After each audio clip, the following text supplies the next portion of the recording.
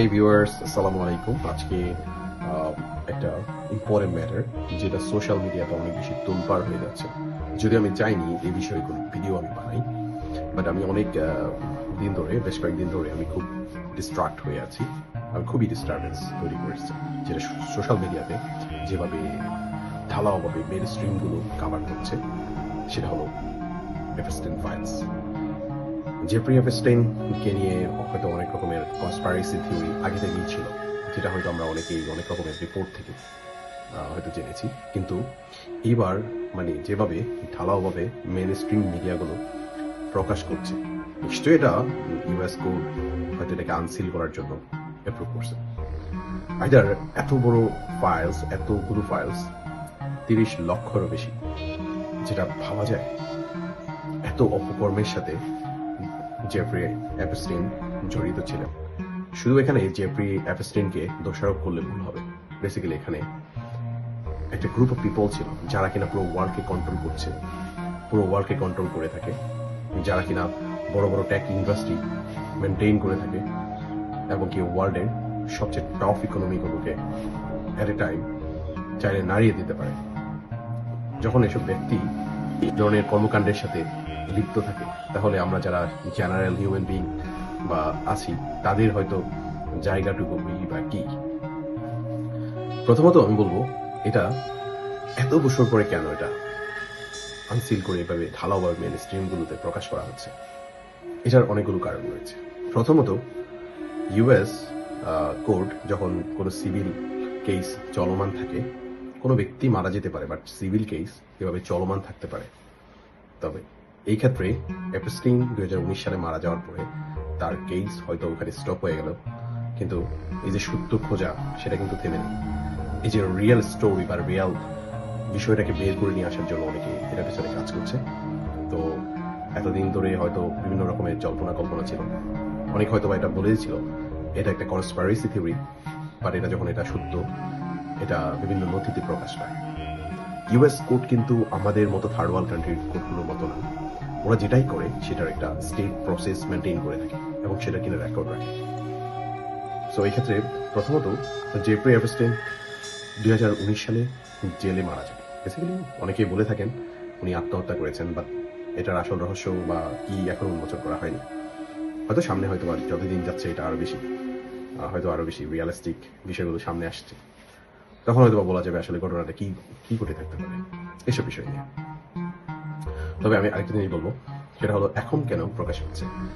কারণ ভিকটিম যারা ছিলেন তারা এখনো বেঁচে আছে, এপস্টেইনের ভিকটিম, তারাই চাচ্ছে যে এই বিষয়টুকু পাবলিক এটা জানুক। কারণ ইউএস কোর্ট হয়তো বা তাদের দায়বদ্ধতা থেকেই, ট্রান্সপারেন্সির জায়গা থেকেই এটাকে পাবলিকলি এটা প্রকাশ করা হচ্ছে। আর বেসিক্যালি এটা মূলত কোনো ক্রিমিনালকে শাস্তি দেয়া না, বেসিক্যালি এটাকে ক্রিমিনালের যেই সংগঠিত বিষয়গুলোকে মানুষের সামনে উপস্থাপন করা। আর ইউএস কোর্ট এখানে অ্যাকাউন্টেবিলিটি প্রতিষ্ঠা করার ট্রাই করছে। বেসিক্যালি ক্রিমিনাল না, বেসিক্যালি ক্রিমিনালের সাথে জড়িত ব্যক্তিদেরকেও এখানে তুলে ধরার চেষ্টা করছে। এটা মূলত একটা প্রসেস, দীর্ঘতম একটা প্রসেস। কারণ ইউএস কোর্টগুলোতে যে ধরনের মামলা চলমান থাকে, তারা চাইলেই হুট করে কোনো কিছু ক্লোজ বা এন্ডিং পয়েন্ট আসতে পারে না। কারণ এতদিন ধরে যেটা হয়তোবা অনেকেরই অনেক বড় বড় গণ্যমান্য ব্যক্তির নাম এখানে ছিল বলে হয়তো তাদের এই কেসগুলো, এই ফ্যাক্টগুলো যাচাই বাছাই করা লাগছে, এবং কি সেটা করা হয়েছে। বাট এটার পিছনে অনেক অনেক জাজমেন্ট, অনেক লয়ারের ইনভেনশন এটার সাথে জড়িত। তো আফটার অল, যখন একটা কনফার্মেশন পাওয়া গেল, একটা সত্যতা যাচাই করা হলো, তখনই কিন্তু ইউএস কোর্ট এটা আনসিল করার পারমিশন দেয়। সো এখানে জেফ্রি এপস্টেইনের এই বিষয় থেকে আমরা বেসিক্যালি যেটা রিয়েলাইজ করি, সেটা হলো হয়তো পলিটিক্যাল পাওয়ার বা ফাইন্যান্সিয়াল পাওয়ার বা ইত্যাদি ডিফারেন্ট কাইন্ড অফ পাওয়ার, এটা অ্যাবিউজ করে হয়তো সত্যকে চাপা দেওয়া যায় একটা সার্টেন টাইম পর্যন্ত, কিন্তু কোনো না কোনো এক সময় এই সত্যটা কিন্তু ঠিকই প্রকাশ পায়। সো বিশ্বের যতই ক্ষমতাধর ব্যক্তি হোক না কেন, তারা হয়তো সাময়িক সময়ের জন্য সেটাকে চাপা দিতে পারবে, সেটা অপকর্ম করতে পারবে, সেটা কিন্তু কোনো না কোনো ওয়েতে সেটা কিন্তু মানুষের সম্মুখে চলে আসে। এটা কিন্তু আবারও প্রমাণিত হলো, সেটা এই এপস্টেইন ফাইলস দ্বারা। বেসিক্যালি যারা ভিকটিম আছে তারা অনেকেই এখন সামনে আসতে যাচ্ছে মেইন স্ট্রিমের কাছে। সো তারা নিজেদেরকে প্রাইভেসি রিস্ক মনে করছে না এখন, যেটা কিছুদিন আগেও তারা প্রাইভেসি রিস্ক হিসেবে ধরা হয়েছিল। বাট নাও তারা ক্যামেরার সামনে আসছে, তারা পাবলিকলি ওপেনলি তারা নিজেদেরকে ভিকটিম হিসেবে দাবি করছে এবং বিভিন্ন রকমের কেস যে তারা করেছে, তারা যে প্রতিকার পায়নি সেটা নিয়েও উল্লেখ করছে। তো এই ক্ষেত্রে ইউএস কোর্ট বলি বা ইউএস এর যে লেজিসলেশন বিষয়গুলো সেগুলোকে প্রশ্নবিদ্ধ করছে। হয়তো এর জায়গা থেকে ইউএস কোর্ট ট্রান্সপারেন্সি বা অ্যাকাউন্টেবিলিটি প্রতিষ্ঠা করার জন্যই হয়তো বা এই টেস্টিং ফাইলগুলো জনসম্মুখে তুলে ধরছে। এটা একটা দায়িত্ববোধ থেকে করা।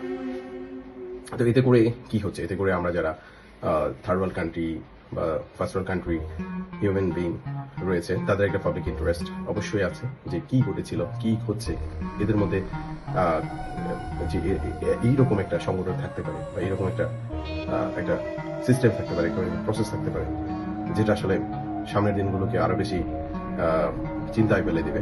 হয়তো এটা কিভাবে এটাকে মেনটেন করা বা এটাকে ঠিকঠাক করা, এই ধরনের অপকর্মগুলোকে কিভাবে ঠেকানো যায় সেটা হয়তো রিথিং করার সময় এসেছে বলে হয়তো এরকম বিষয়গুলো চোখের সামনে আসছে। সামনে হয়তো আরো অনেক চাঞ্চল্যকর তথ্য আমাদের সামনে আসবে, হাজির হবে। এগুলোর উপর বেস করে হয়তো বিশ্ব হয়তো বা আরেকবার চিন্তা করবে না আমরা কোন দিকে যাচ্ছি বা আমাদেরকে কিভাবে ম্যানিপুলেট করা হচ্ছে।